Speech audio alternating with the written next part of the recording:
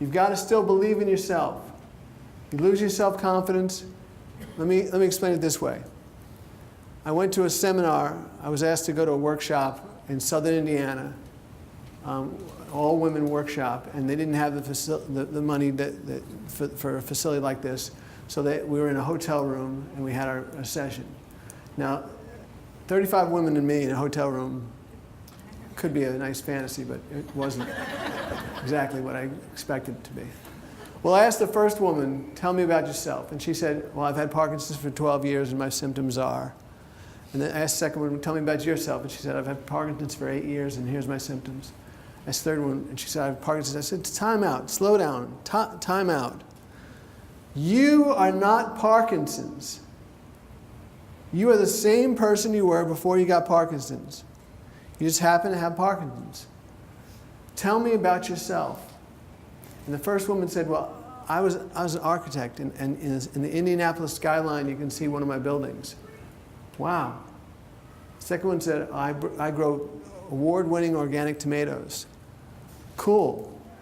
And then we went on from there. And it was as if the clouds parted and the sun shone through, and it changed the whole atmosphere of the discussion. It wasn't about Parkinson's anymore. It was about the people. You are still the same person you always were. And remember that. And if you're a care partner, remember that's the same person you married, the same person you've loved for all these years. Don't look at them any differently.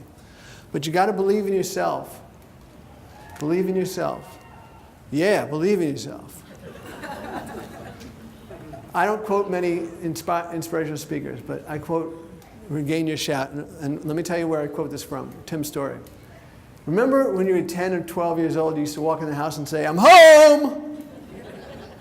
Nobody could be home, but you announce your presence with authority. That's cool. Somewhere along the line, we lost that. We got beat down, we got self-conscious, whatever.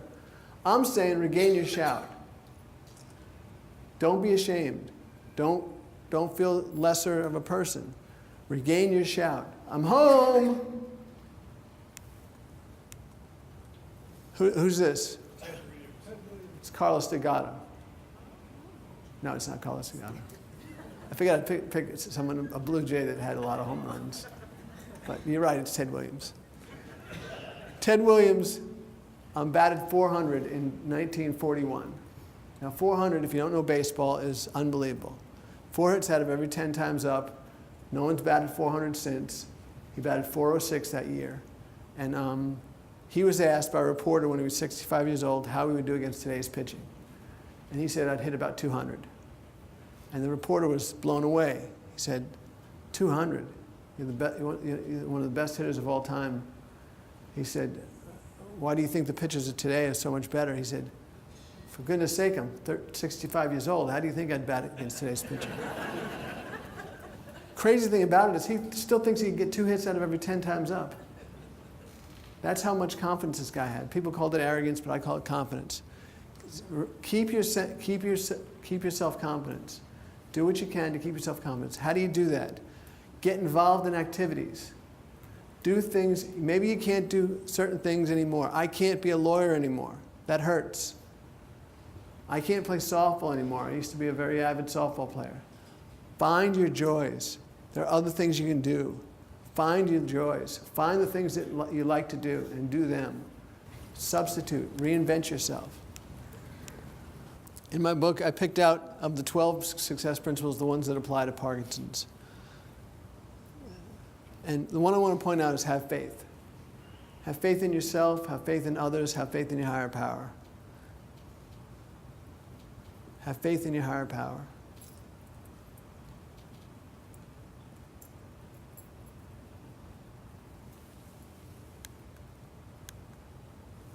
I like to give tangible takeaways, things you can bring with you.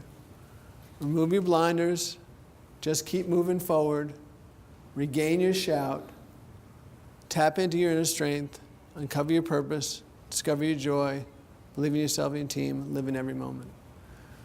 I was in San Antonio, Texas, and I'll do this here, of course. Anyone that wants to come up and talk to me, I'll talk to you as long as you want to talk, whatever you want to talk about. I've been to 90 symposiums now, so I've learned a lot. And I'm willing to share that knowledge with anybody.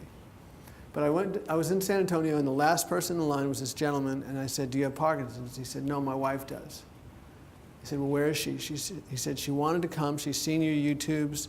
She's a big fan, but she's in a wheelchair, and she wasn't up to coming.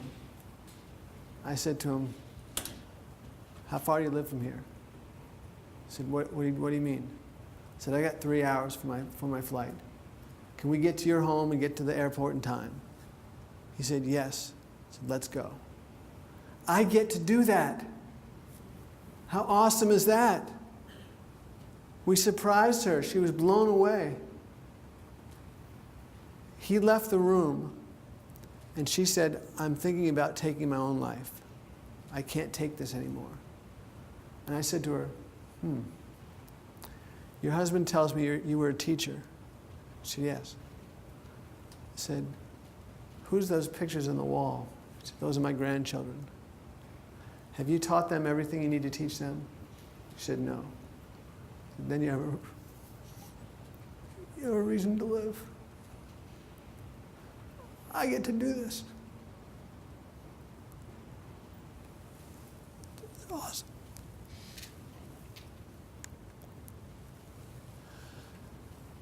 Too often we underestimate the power of a touch, a smile, a kind word, a listening ear, an honest compliment,